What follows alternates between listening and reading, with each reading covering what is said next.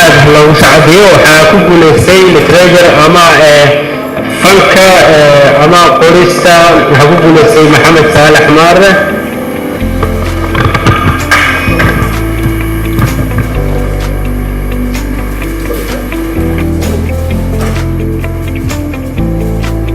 haatan maxamed saalax waxaa la guddoonsiinayaa abaalmarinta literature award sanadkan 2019 ee bixinaysay Somali Youth Awards. maadaama literature awards kii uu ku guulaystay oo hal abuurkii ahaa waxaan rabaa in aan halka ka soo jeediyo maanse yar oo uu lahaa abwaan yamyam oo ahaa abwaaniinta aan kaga daydo sugaanta. maansadaas oo magaceeda la yidhaahdo Soomaali baan ahay kana sheekaynaysa shakhsiyadda Soomaaliga ah iyo waxa ay tahay.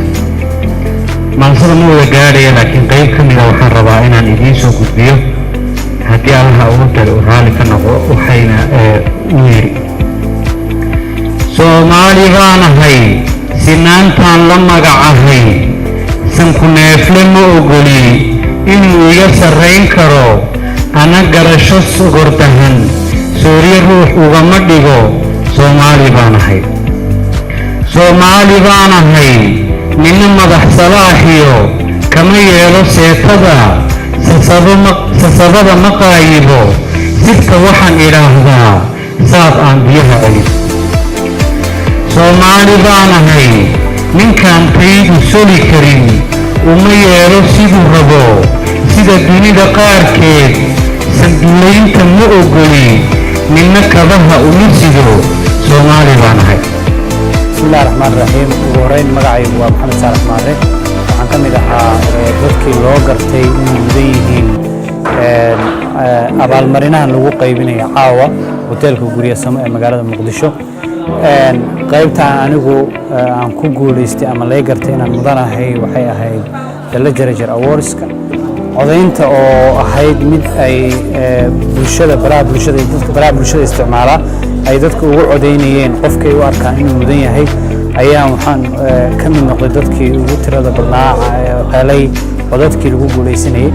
waxaan aad ugu faraxsanahay in muddo 3 maalmood aan ku helo intaasoo cod, oo haddii aan si kale u dhigo maalinta ay 3 maalmood ka harsaneyd codaynta waqtiga ay xidhmaysay ayaan anigu markaan akhriyay shuruudaha ay yihiin waxaan la wadaagay bulshada Soomaaliyeed baraha bulshada isticmaasha, waxaana soo geliyay Facebook-gayga anigoo ujeedkaygu ahaa in haddii aan mudanahay ay dhiirigelin ii noqoto awardskan ama abaalmarintan. waxaan ku faraxsanahay maalmihii 3 maalmood ahaa in aan ku guulaysto abaalmarintan oo ay ii soo codeeyaan dadka baraha bulshada isticmaala ama iga xiran baraha bulshada Facebook-ga iyo Instagram-ka. meel kasta ay joogaan dadka ii soo codeeyay waan u mahadcelinayaa. waxaan kaloo u mahadcelinayaa asxaabtii tartanka aan ku wada jirnay oo ma odhan karo way guuldaraysteen, iyagu laftoodu iga guulaystay maadaama aan anigu qayb ka ahaa. waxaan u arkaa uun literature awardska haddii aan ku guulaysto ama haddii kale qof kale ku guulaysan lahaaba in dhammaantii aan wada guulaysanay. si gaaraan ugu mahadcelinayaa asxaabtayda iyo waalidkayga iyo xaaskayga intaba waan u mahadcelinayaa. uma malaynayo inaan ahay qofkii ugu mudnaa, laakiin waxaan u arkaa keliya inay tahay dhiirigelin oo waxyaabaha yar aan wado inaan halkaa ka sii labanlaabo ujeedkeedu uu yahay ayaan u arkaa abaalmarintan. insha allahu tacaalana waxay noo noqon doontaa shidaal qaadasho aanu maalmaha soo socda, saacadaha soo socda, sanadaha soo socda iyo bilaha soo socda aanu ku sii shaqayn doono, kuna soo saari doono waxyaabo aan saran karno ummadda way anfacayaan haddii allah ugu dilo uu raalli ka noqdo.